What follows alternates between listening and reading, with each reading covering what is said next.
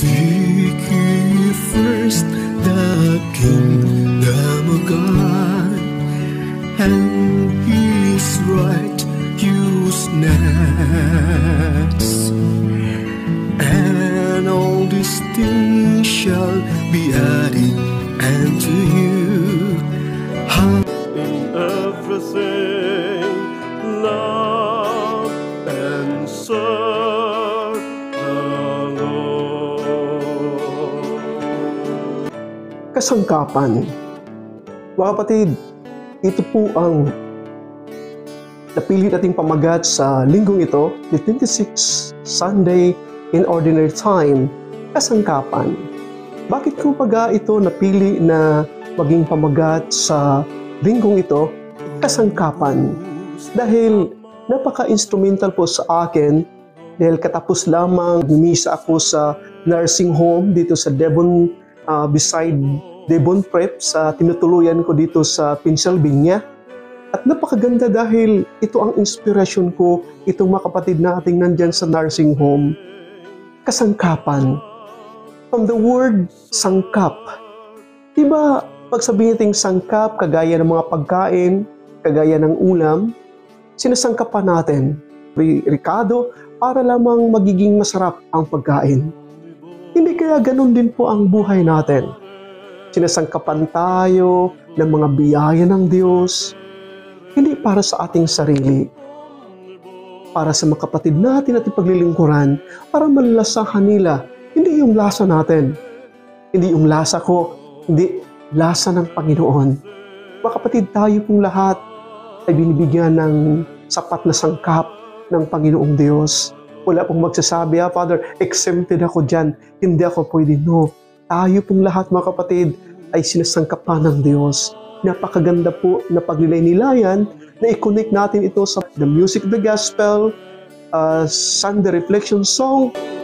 Omnibus amare in omnibus servere in omnibus amare et servere Domino in everything, love and serve the Lord. Sa lahat ng mga bagay, sa lahat ng pagkakataon, sa lahat ng tao, ang mga sangkap na pinagkaloob sa atin ng Diyos, nawa ito ay mabahagi natin. Huwag tayong maging hadlang na hindi paparating itong sangkap na pinagkaloob sa atin ng Diyos, na tayo ay kasangkapan nila. Sa ating gospel ngayon, si Juan ay para magang sa buhay ni Juan, sa kanyang pagsunod, nandoon yung pagiging exclusive niya. Na ang ating gospel ngayon ay hango sa Ebanghelyo ni Saint Mark chapter 9 verses 38 to 48. At mga kapatid, again, bago po ang lahat, na walang sawa, na nagbabahagi sa Music of the Gospel Sunday Reflection, mabuhay. Masasabi ko po sa inyong lahat ay kayo din po ay kasangkapan. Kayo din po ay mga instrumento. Kayo din po ay naging tulay para sa ating Music of the Gospel Sunday Reflection, para mapapaabot natin sa ating mga kapatid na hindi nila nalalasahan ang pagmamahal, habag ng Panginoong Diyos. At again, welcome to the Music of the Gospel Sunday Reflection. Mga kapatid, again, nasasabi ko na kanina na kasangkapan ay ito ay hango sa aking inspirasyon sa aking misa dito sa nursing home, na kung saan ang isa sa aming mga kaparian ay nandoon na. At makikwento ko po habang ako ay naghihintay sa tamang oras sa misa. Kinausap ko yung isang kapatid natin na nandoon at sabi ko sa kanya, "How are you? How are you doing? How is your family?" And lumuluha po siya. Lumuluha siya na sabi niya sa akin, "Father, I don't have family at all here. Yes, I have my family far away. I have my relatives far away. Nilagay na lang ako nila dito, Father, dahil yun nga, matanda na daw ako. nakakalungkot. At sabi pa niya sa akin, "No, Father, nagmimisa ka dito." Yes, I am celebrating Mass here. This is my second time celebrating Mass in this nursing home. Really, Father? At sabi pa niya, "Oh, may in Pilipino," na sinasabi niya sa akin, "Saan ang Diyos, Father?" Alam niyo, mga kapatid, may mga kapatid tayo na hinahanap-hanap nila ang Diyos. Hindi nila masusumpungan. May mga kapatid tayo na para bagang walang Diyos na gumagabay sa kanila. Ngunit hindi man talaga yan totoo. Kagaya ng isang matandang ito na nandyan sa nursing home na pagsasabi niya na saan ang Diyos dahil hindi niya naramdaman ang pagmamahal, ang pag-care ng kanyang mga mahal sa buhay. Sabi nga niya, hindi nga ako dinadalaw dito, Father. Hindi nga ako kinukumusta dito kung ano na ang sitwasyon ko. Diba mga kapatid, nakakalungkot, na instead ng mga mahal mo sa buhay ay nagiging kasangkapan para mapapadaman nila ang pagmamahal ng Diyos, ang habag ng Diyos at awa ng Diyos, tuloy sa taong ito na dinadaanan niya itong malungkot na karanasan na walang nakikare sa kanya, para magang narelate niya na wala din po ang Diyos dahil wala mo nakikare sa akin. Mga kapatid, hindi lamang dito natin masusumpungan itong mga ganitong sitwasyon. Ang dami din po sa ating kapaligiran. Ang dami din po nating mga kapatid na para bagang pagminsan tayo naging hadlang o sa ating mga pagbasa, lalo rin po sa Ebanghelyo natin.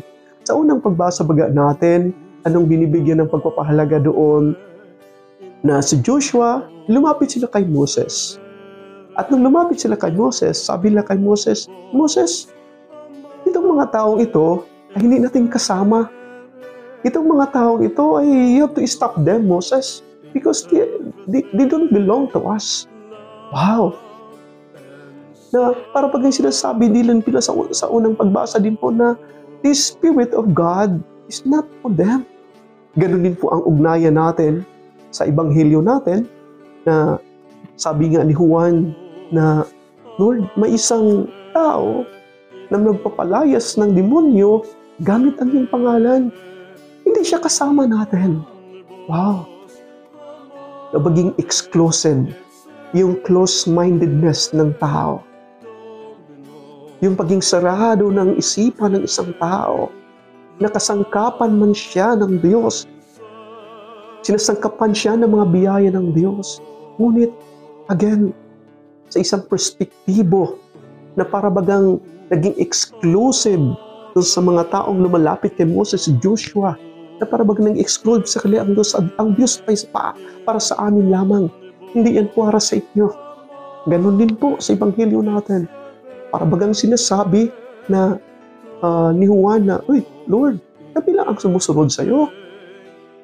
Kami lang naglilingkod sa iyo. Hindi pwede na gamitin mo yung pangalan, gamitin nila ang pangalan mo para sa pagpapagaling, para sa pagpapalayas ng demonyo. Uy, kami lang, Lord." Yung exclusivity, mga kapatid. At alam niyo, ito yung nangyayari sa ating lipunan ngayon. Yung sinasabi natin na I don't care attitude. I don't care, kami lamang. Exclusive lang ito sa amin. At tayo man ay mga Katoliko, tayo man ay mga Kristiyano, ang dami nating mga kapatid na parabagang nakulong sa perspektibong ito. Na sinasangkapan, ginagamit kang instrumento. That's why nandiyan ka naglilingkod sa simbahan. Ngunit, again, pag-reach out sa mga kapatid, parabagang ang lilingkuran yun lang ang nandyan sa loob ng simbahan. Nandyan lang sa boundary ng simbahan. Ngunit sa mga kapatid na hindi nagsisimba, mga kapatid na mga may sakit, mga kapatid na naghihikahos, mga kapatid na sinasabi tin the lost and the last in the society, hindi yun para sa amin. Pero sa ganung paraan, parang nagiging Joshua tayo, makasamahan ni Moses. Para bagang nagiging kuwan tayo o doon sa mga eskriba, mga pariseo, they are the only people chosen by the Lord. Exclusivity. And we have to remember, mga kapatid, na ang salitang Katoliko, Catholic, ay sinasabi nating universal man talaga to. Hindi man talaga to para sa exclusivity lamang sa isang grupo, mandated association ng simbahan. Hindi po, ito ay para sa atin. Remember what Pope Francis did doon sa katapos lamang pagdalaw niya sa Indonesia. Napakaganda po, napaka-touching pong moment na yon. Naglagay ng tulay si Pope Francis. Siya ang pupunta doon sa mga kapatid nating mga Muslim. At alam niyo, nakikita yung gesture ng isang imam na nag-kiss pa sa noo ni Pope Francis. It's a gesture of building relationship. It's a gesture of nakikita ko sa iyo ang Diyos. Ang presensya ng Diyos. At anong ginagawa ni Pope Francis? Ni Pope Francis, hinahalikan niya yung kamay. Hinahalikan is a gesture also of humility. Nakikita natin, the kenosis of God is the King of Kings, the Lord of Lords, but He humbled Himself. Kung makikita natin yung mga kapatid natin, kagaya ni Pope Francis, He humbled Himself. Wow! Hindi kaya, makikita din po natin ang Diyos sa Kanya. Napakaganda po itong pangitahing ito. Kapatid, again, this is our challenge. Alalahanin natin na nawa hindi tayo naging hadlang sa ating mga kapatid, kundi makikita natin na sinasangkapan tayo ng Diyos para yung sangkap na ito ay tayo ay maging kasangkapan na makikita ng ating mga kapatid ang presensya ng Diyos. Alam niyo sa Ebanghelyo natin, doon baga nagagalit si Jesus sa Ebanghelyo natin, sinasabihan niya yung kanyang mga alagad na kung sino yung panig sa atin ay sa atin. Sino nagsasalita tungkol sa kalooban ng Diyos ay ito ay panig sa atin. Huwag nating hadlangan, huwag tayong maging exclusive. Again, this is something that will always be a reminder for us of God's presence within us. Mga kapatid, dito sa ating awitin na Music of the Gospel Sunday Reflection, Amare et servere, na in everything we serve the Lord. Na sinasabi ng awitin na sa ating paglilingkod, sino man, saan man, kailangan nating kasangkapan sa ating mga kapatid. And lastly, mga kapatid, napapaalala sa akin nang punta ako sa Italy for a formation sa Roma, at nakikita ko doon yung mga bridges nila, yung mga tulay nila, napakaganda. Napakaganda yung mga architectural design na hindi lamang basta-basta na naglagay sila ng bridge, tulay, ngunit napakagandang tulay. At ito pala ay angkop na angkop sa imahin ng ating mahal na Santo Papa, si Pope Francis, na sinasabi nito, Pontifex Maximus. Ponte means builder, Pix means bridge, Maximus means great. Ibig sabihin, ang ating mahal na Santo Papa is a builder of great bridges. Hindi natin titingnan ito sa bridges na physical, doon maugnay natin sa Roma, yung mga great bridges doon. Ngunit great bridges also dahil sinasangkapan ang ating mahal na Santo Papa para magiging isang tulay sa ating mga kapatid natin. At nung una siyang tumayong nung siya ay naging isang Papa, ang unang-unang ginagawa niya, nagtayo siya ng tulay. Kinukunik niya yung Cuba at US dahil may higwaan itong dalawang nasyon na ito. May hindi pag-intindihan for how many decades na ang hindi pag-intindihan. Ngunit, nag-build up si Pope Francis ng isang tulay ng kapayapaan, tulay ng dialogo, at doon nila naintindihan yung bawat isa. Doon sila nagkakaroon ng ugnayan na yung mga prisoners ng Cuba, mga US, binibitawan nila, pinapalaya nila. At ganoon din po sa US, yung mga prisoners ng mga Cubans, pinapalaya nila. Di ba napakaganda na tayo maging instrumento na magiging meaningful ang ating buhay kung tayo maging instrumento sa bawat isa. Hindi kaya ito din pong hamon sa atin In everything we serve the Lord, kailangan na punta tayo sa mga missionary areas, sa ating bakuran, sa ating pamilya.